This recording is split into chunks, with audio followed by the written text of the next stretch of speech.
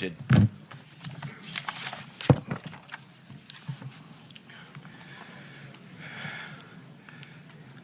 Dear Senator Lacson and honorable members of the Blue Ribbon Committee, I am Roberto Bernardo, formerly an Undersecretary for Operations of the Department of Public Works and Highways, DPWH. I was summoned to appear today before the Honorable Blue Ribbon Committee and required to testify in connection with its ongoing inquiry in aid of legislation into the reported anomalies in certain DPWH projects, flood control projects. Bago ko po ilahad ang aking nalalaman sa mga bagay na nais tumbukin ng kagalang-galang na Blue Ribbon Committee, ako po ay umaamin sa aking maling nagawa. Ako po ay hindi naging matatag at tapat sa pagpapatupad ng tungkulin na ipinagkatiwala sa akin ng ating pamahalaan at sambayanan. Taus-puso at puno ng pagsisisi na ako po ay humihingi ng kapatawaran sa Diyos, sa ating bansa at mga kababayan, gayon din sa aking pamilya, mga kaibigan at sa lahat ng aking binigo. Nakagawa po ako ng pagkakamali at pinahintulutan ko po ang aking sarili na maging kasangkapan sa pagpapatupad ng isang masamang gawain. Handa po akong gawin ang lahat ng nararapat upang maiwasto ang aking kamalian at maiwasan na ito'y mangyaring muli. I wish to assure the Honorable Blue Ribbon Committee of my full cooperation with the investigation. I am submitting an affidavit outlining my knowledge and of and involvement in certain events material to the subject of investigation. Moreover, I will disclose and expound on related incidents within my personal knowledge, mindful not only of the materiality of my testimony, but also of my rights, as well as fearful of what effects my disclosures will have on my family's safety and well-being. I have applied before the Department of Justice for coverage as a state witness under Republic Act No. 6981, otherwise known as Witness Protection, Security and Benefit Act. I hope the Honorable Blue Ribbon Committee will find merit in my application and favorably endorse the same to the DOJ. With the assurance of the Honorable Blue Ribbon Committee that my rights and benefits under RA 6981 shall be respected, I am prepared to submit the aforesaid affidavit to Honorable Blue Ribbon Committee and swear to and testify on the same, with the approval of the Honorable DOJ Secretary on the disclosure thereof for such purposes.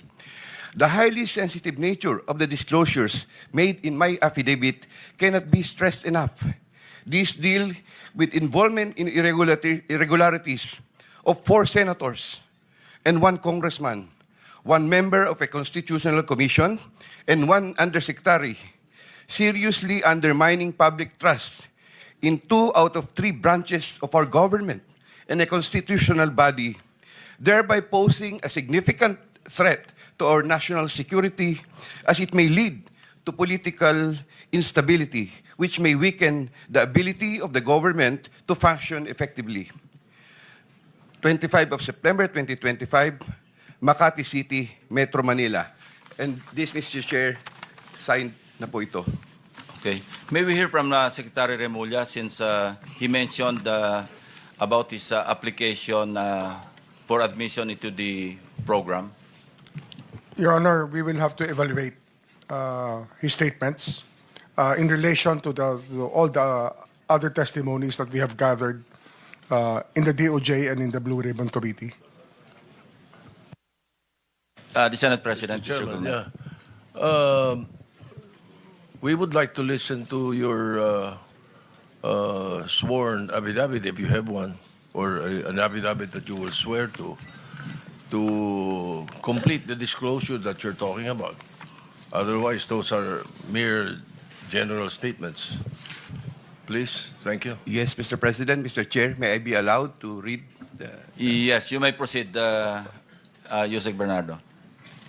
affidavit? I, Roberto R. Bernardo, Filipino, of legal age, a resident of Malolos City, Bulacan, under oath, deposed and state. In connection with the ongoing Senate Blue Ribbon Committee investigations, I intend to submit this affidavit which provides details of my knowledge about matters within my jurisdiction relating to flood control projects when I was still serving as Undersecretary for Operations of the Department of Public Works and Highways. This affidavit lays out details. Sorry, excuse me. You have your counsel now with you? Yes, sir. Yes, po, Okay, Mr. on Chair. record. Okay. This affidavit lays out details of the involvement of legislators as well as other government officials with a commitment on my part to expand these disclosures as my best recollection of facts and records may serve.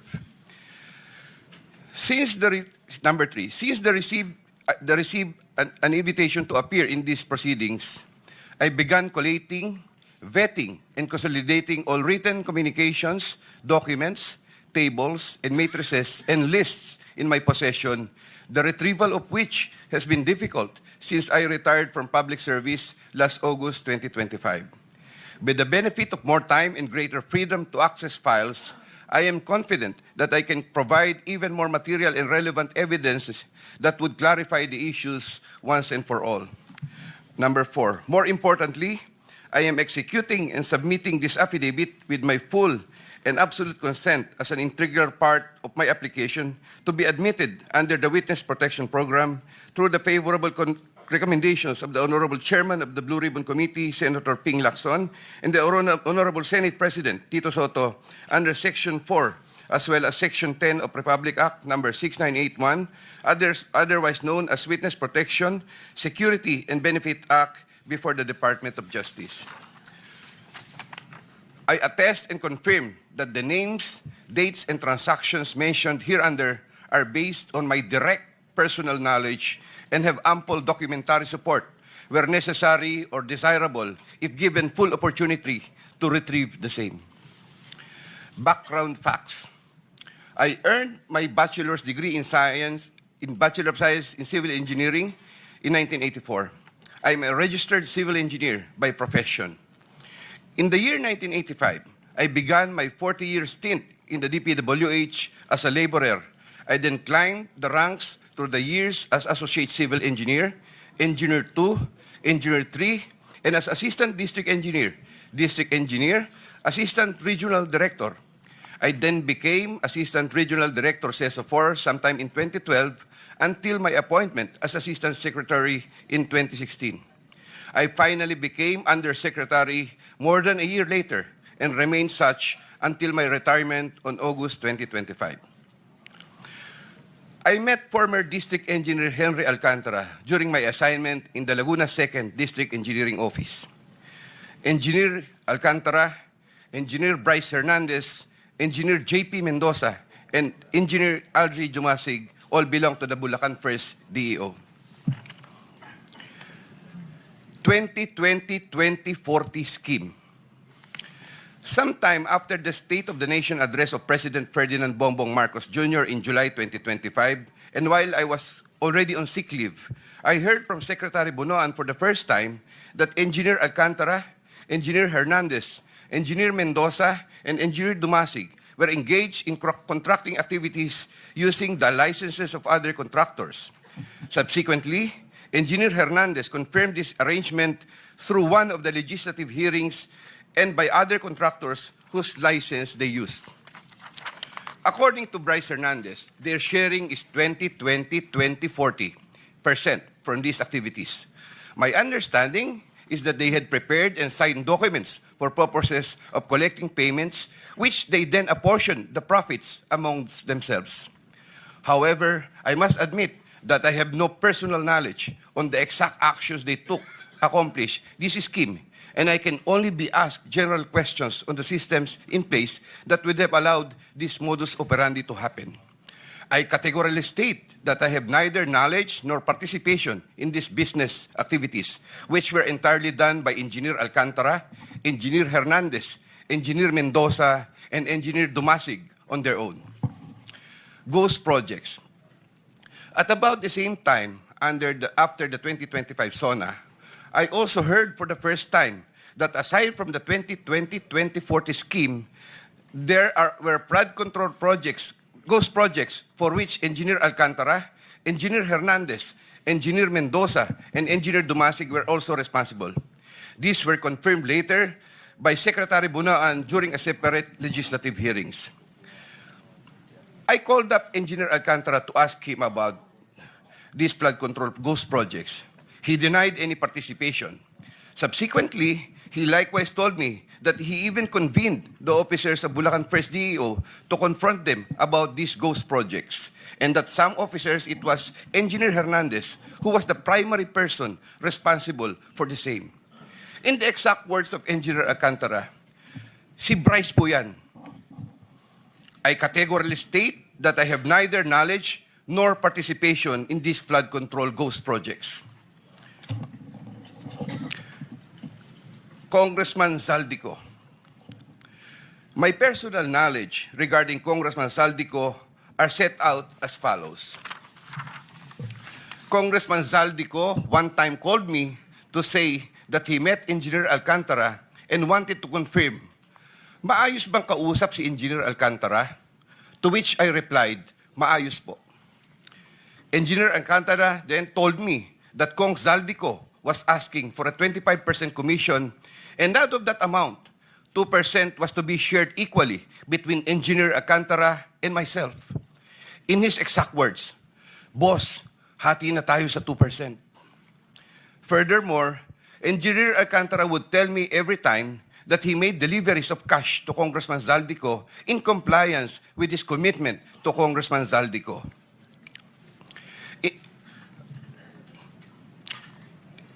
In this affidavit, I shall mention my personal knowledge regarding Senator Chis Escudero as follows. Maynard Ngu and I are close friends, and we go years back. He is also a close friend and campaign contributor of Senator Chis Escudero. Maynard Ngu asked me to submit a list of projects. I personally submitted a list of projects to Maynard Ngu, and some of the items therein pertaining to Valenzuela and Marinduque projects were subsequently included in the General Appropriations Act. A copy of the list of Valenzuela and Marinduque projects is here to attach to this affidavit as Annex A. When I gave him the list and in relation to the commitment, I asked him, Boss, paano to? Maynard replied, bahala ka na. I asked, Boss, okay na ba ang 20%? Maynard said, okay. After inclusion of the projects in Dagaa, I delivered 20% of approximately 800 million or about 160 million to Maynard Ngu, which was meant for Senator Escudero. Finally, I would like to add that deliveries of cash were personally made to me, by me, to Maynard Ngu at his office in Manila. I confirm that Commissioner Lipana requested that he be referred to officers of DPWH Bulacan First DEO. I referred to Engineer Bryce Hernandez. I have no personal knowledge if they were able to secure a project in Bulacan First DEO. Furthermore, and subject to possible referral to an executive session upon the approval of the Honorable Chairman, I attest to the broader systemic issues in DPWH that are widespread. My statements hereunder are based on personal knowledge and direct interactions with the personalities involved with great risk to my safety and that of my family members. I confirm the following. Yusek Trigiv Olaybar of DepEd.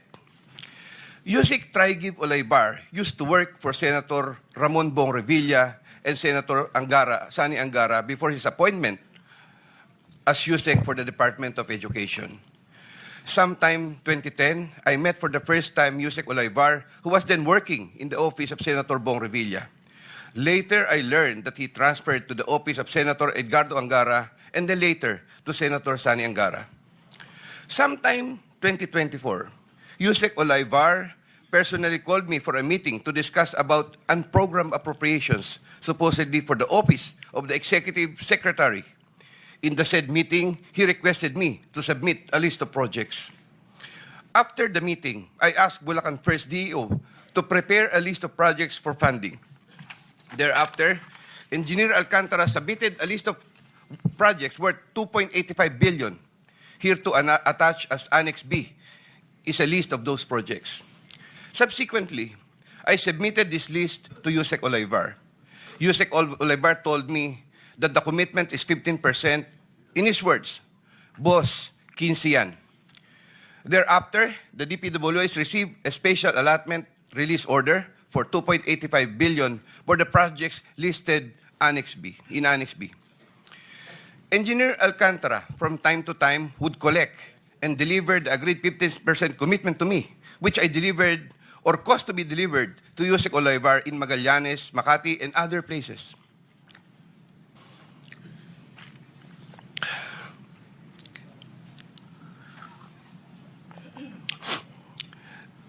Senator Ramon Bong Revilla. Sometime in the year 2024, Senator Revilla and I met where I gave him a list of projects given to me by Engineer Alcantara. Senator Revilla asked for a commitment, which I suggested. Then he approved at 25% of the total amount of the projects indicated in the list here to attach as Annex C. I relayed the 25% commitment to Engineer Alcantara and told him that Senator Revilla will appreciate additional contributions for his senatorial re-election bid. Engineer Alcantara collected the 25% commitment, or about 125 million, which was turned over to me and then delivered to Senator Revilla in his house in Cavite.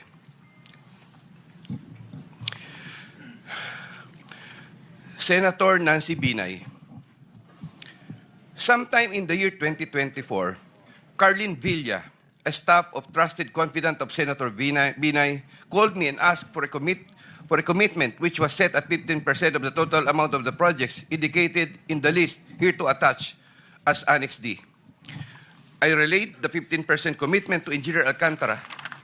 Engineer Alcantara collected 15% commitment, or about 37 million, which was turned over to me and which I then delivered to Senator Binay at a house in Quezon City. Given the complexities of the transactions and personalities involved, I humbly reserve the right to submit a supplementary affidavit if warranted in the premises. I attest to the truth of the foregoing statements based on my personal knowledge and authentic records. In witness thereof, I will be affixing my signature this day of September 2025 here. Mr. Chair. Yeah, kindly sign your affidavit in the presence of everybody.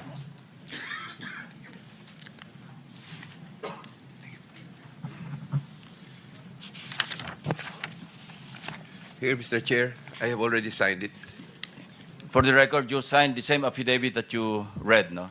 Yes po, Thank Mr. you. Chair. Maraming salamat, Yusek. Secretary Remo-